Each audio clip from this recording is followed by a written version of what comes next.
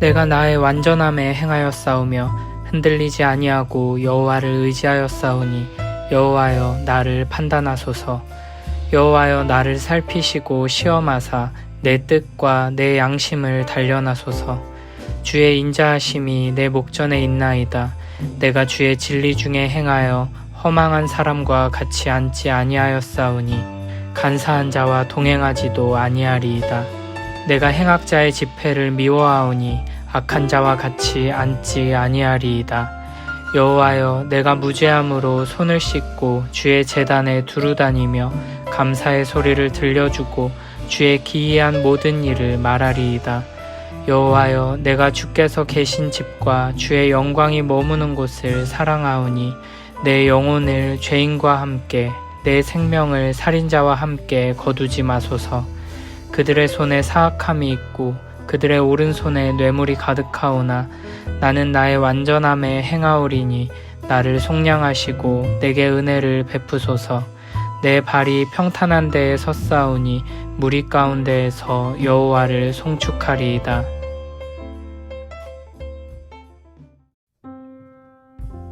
시편 26편은 다윗의 시인데 아마도 다윗이 압살롬에게 쫓기던 때를 배경으로 하고 있는 것 같습니다.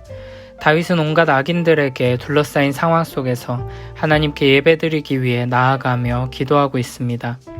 구약 이스라엘 백성들은 절기 때 예루살렘 성전으로 올라가며 이 시편을 낭송했다고 합니다. 하나님께서 이 다윗의 기도를 하나님의 말씀으로 우리에게 주신 것은 이 말씀을 그냥 한번 읽고 듣고 끝내는 것이 아니라 이 말씀을 깊이 묵상하고 내 것으로 소화시키고 나의 입술로 고백해서 우리로 하여금 다윗과 같이 진실한 기도로 하나님께 나아오도록 이끄시기 위함입니다. 오늘 우리에게 주신 이 귀한 말씀을 가지고 오늘 하루 진실한 기도로 주님께 나아가는 우리 모두가 되길 바랍니다. 1절, 2절에서 다윗은 내가 나의 완전함에 행하였사오며 라고 말하고 나를 판단하소서, 나를 살피시고 시험하소서 라고 말합니다. 얼핏 들으면 자기에게는 아무런 죄가 없다고 생각하는 어리석은 자의 교만한 말 같습니다.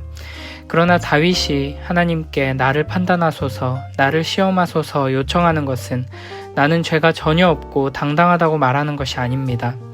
다윗은 원수들이 자신을 공격하고 비난하는 상황 속에서 하나님께서 친히 나를 판단해달라 호소하는 것입니다. 다윗은 지금 내가 완전한지 아닌지가 아니라 내가 여호와를 참으로 의지하는지 아닌지에 대해 세상의 기준이 아니라 하나님의 기준으로 판단받기를 원하고 있는 것입니다. 2절에서 내 뜻과 양심을 단련하소서라는 말은 마치 뜨거운 불로 철을 녹이는 것처럼 내 생각과 깊은 감정까지 다 드러내서 검사해달라는 것입니다. 다윗이 이렇게 호소하는 이유는 원수들의 모함과 공격 때문일 것입니다. 그리고 이렇게 나를 검사하고 판단해달라고 호소하는 근거는 자기 자신의 완벽함이 아니라 주의 인자하심, 하나님의 언약적 사랑, 헤세드에 있습니다. 그래서 다윗은 3절에서 주의 인자하심이 내 목전에 있나이다 라고 고백하며 하나님의 인자하심, 하나님의 언약적 사랑의 의지에 나아가고 있습니다. 하나님께서 우리에게 다윗과 같은 마음을 주시기 바랍니다. 세상의 판단과 지적에 일희일비하며 흔들리는 것이 아니라 하나님께서 나를 살피시고 판단해 주시기를 간절히 바라며 나아가야 할 것입니다. 내 생각과 마음, 아무도 모르고 심지어 나조차도 잘 모르는 나의 깊은 내면의 욕망과 상처들까지도 다 아시는 하나님께서 신실하신 사랑으로 우리를 붙드시며 예수 그리스도로 말미암아 우리를 의롭다 판단해 주십니다. 세상이 아무리 우리를 훌륭하다 칭찬하고 신실하고 거룩한 사람이라 평가해도 우리의 깊은 곳까지 꿰뚫어 보시는 하나님 앞에서는 아무런 소용없는 평가임을 잊지 말아야 합니다. 하나님 앞에서 우리가 내놓을 것은 하나님의 언약적인 사랑으로 우리에게 주신 예수 그리스도를 믿는 믿음 뿐입니다. 반대로 세상이 아무리 우리를 공격하고 조롱하고 비난해도 우리는 결코 세상의 기준에 우리를 맞추려 하며 흔들려서는 안 됩니다. 시간과 공간 속에서 수시로 바뀌는 세상의 기준을 따라 요동치는 인생이 아니라 영원히 변치 않는 거룩한 하나님의 기준에 서는 우리 모두가 되길 바랍니다. 3절에서는 주의 인자하심이 내 목전에 있나이다 라고 고백하고 바로 이어서 내가 주의 진리 중에 행하여 라고 말합니다. 여기서 구약 성경에서 하나님의 성품에 대해 설명하는 가장 중요한 단어 2개가 등장합니다. 인자와 진리, 사랑과 진리, 곧 헤세드와 에메트입니다. 요한복음 1장 14절에서도 말씀이 육신이 되어 우리 가운데 거하심에 우리가 그의 영광을 보니 아버지의 독생자의 영광이요 은혜와 진리가 충만하더라 라고 선포합니다.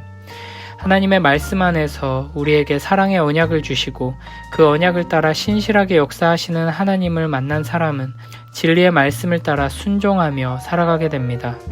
우리가 기억해야 할 것은 우리에게 진리를 따라 행하려는 노력이 필요하지만 그 노력으로 사랑과 은혜를 얻게 되는 것이 아니라 반대로 하나님의 신실하신 사랑이 우리를 변화시켜 우리로 하여금 진리의 말씀을 따라 살아가는 축복을 누리게 한다는 것입니다. 그리고 이 하나님의 인자를 알고 맛보는 것과 진리를 깨닫고 행하는 것 모두 하나님의 말씀을 듣고 그 말씀을 믿고 의지하는 데서 시작된다는 것입니다. 그러므로 우리는 하나님의 말씀을 통해 우리를 향하신 하나님의 헤세드의 사랑을 계속해서 맛보며 바라봐야 하고 하나님의 말씀을 통해 이 사랑에 합당한 거룩한 삶으로 나아가도록 힘써야 하는 것입니다. 4절과 5절에서는 진리 중에 행한다는 것이 구체적으로 어떤 모습인지를 알 수 있습니다. 허망한 사람과 같이 앉지 아니하고 간사한 자와 동행하지도 않으며 행악자의 집회를 미워하오니 악한 자와 같이 앉지 아니하리이다. 이런 표현은 시편 1편에 복 있는 사람은 악인들의 꾀를 따르지 아니하며 죄인들의 길에 서지 아니하며 오만한 자들의 자리에 앉지 않는다는 말씀을 생각나게 합니다. 복된 사람, 주의 인자하심을 얻어 진리 중에 행하는 사람은 이 세상의 허망한 사람들, 간사한 사람들, 악한 자와 함께하지 않습니다. 그들이 함께 모여 악을 행하고 온갖 헛된 우상을 숭배하는 일에 동참하지 않습니다. 왜냐하면 우리 안에 그들의 우상 숭배와 악한 일들을 미워하는 마음이 있기 때문입니다. 우리가 죄악으로 가득 찬 세상을 살아가며 죄인들의 악한 우상 숭배에 동참하지 않기 위해 분별하며 노력하는 것도 매우 중요하지만 무엇보다도 하나님께서 하나님의 마음을 우리에게 부어주셔서 우리가 진정으로 행악자의 집회를 미워하며 피하는 은혜를 주셔야 합니다. 여전히 허망한 것들에서 큰 기쁨을 느끼고 이 세상의 죄악된 것들에서 위로와 즐거움을 느끼며 여전히 악한 것들과 함께하고 죄를 따라가는 우리를 주께서 긍휼히 여겨주셔서 우리의 마음이 하나님을 향한 뜨거운 사랑으로 회복되길, 그래서 오직 여호와의 율법을 즐거워하며 그의 율법을 주야로 묵상하는 복된 주의 자녀 되게 해주시길 기도합시다. 6절부터 8절은 다윗이 하나님께 나아가 예배드리는 모습입니다. 무죄함으로 손을 씻고 라는 말은 무죄하기 때문에 손을 씻는다는 뜻이 아니라 손을 씻고 정결한 모습으로 하나님께 나아가겠다는 말입니다. 여기서 손을 씻는 것은 하나님께 나아가기 위한 정결 예식을 의미합니다. 그렇게 주의 제단, 하나님의 임재 앞에 나아간 다윗은 감사의 고백을 하며 하나님께서 행하신 놀라운 일들에 대해 선포하며 찬양합니다. 그리고 8절에서 다윗은 아름다운 고백을 합니다. 여호와여, 내가 주께서 계신 집과 주의 영광이 머무는 곳을 사랑하오니. 구약시대에는 하나님께서 성막이나 성전을 집으로 삼아 그곳에 임하셨지만 이제 하나님께서는 우리의 몸을 성전 삼아 우리 가운데 거하십니다. 우리의 각각의 삶의 모든 영역에서 우리와 함께 하시며 우리의 삶을 예배로 받기 원하십니다. 그리고 무엇보다도 교회인 우리가 함께 모여 예배드리는 그 시간, 그 자리에 충만하게 임하십니다.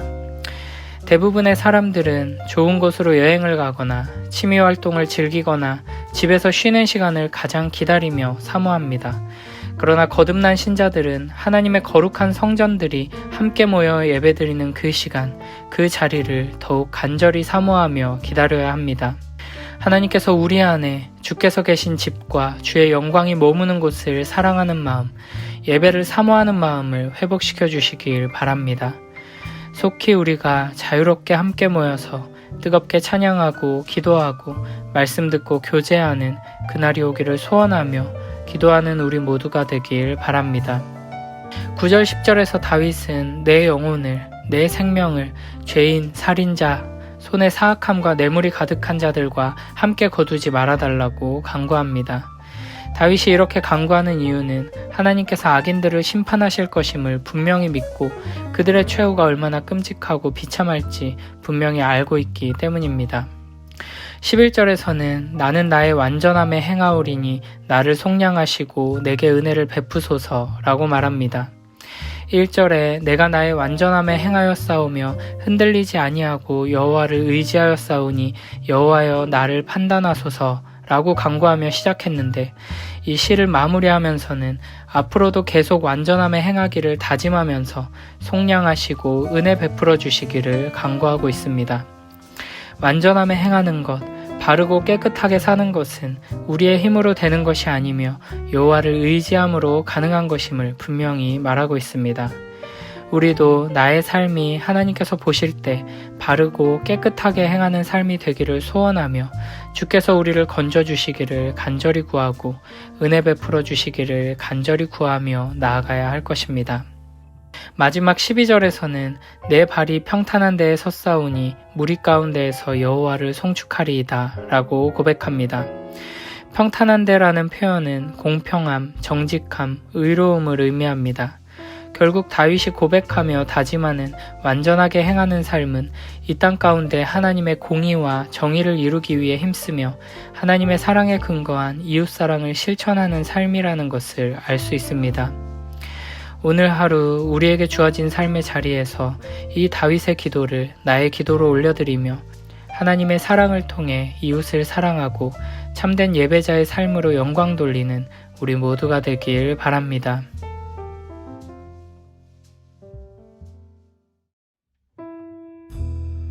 야훼여 나의 무지함을 밝혀주소서. 깨끗하게 살며 당신만을 철석같이 믿었사옵니다. 야훼여 샅샅이 캐어보고 알아보소서. 속속들이 내 마음 뒤집어 보소서. 당신의 한결같은 사랑만을 쳐다보면서 당신의 진리 따라 살았습니다. 사기꾼들과 어울리지 않았으며 음흉한 자들과 벗하지 않았습니다. 악인들의 모임에는 끼이지도 않았고 나쁜 자들과 함께 앉지도 않았습니다. 야훼여 손을 씻고 죄 없는 몸으로 당신의 제단을 두루 돌면서 나에게 하신 놀라운 일들 모두 전하며 고마우심 노래로 찬미하리이다. 야훼여 나는 당신께서 사시는 집이 좋사옵니다. 당신의 영광이 깃들이는 곳이 좋사옵니다. 이 목숨을 죄인들과 함께 거두지 마소서. 살인자들과 함께 이 생명을 거두지 마소서. 그들은 뇌물만 집어주면 무슨 짓이라도 하는 자들입니다. 이 몸은 그런 죄를 짓지 않았사오니 불쌍히 여기시고 건져주소서. 든든한 자리에 세워주신 일 감사드리며 예배하는 모임에서 야훼여 당신을 찬양합니다.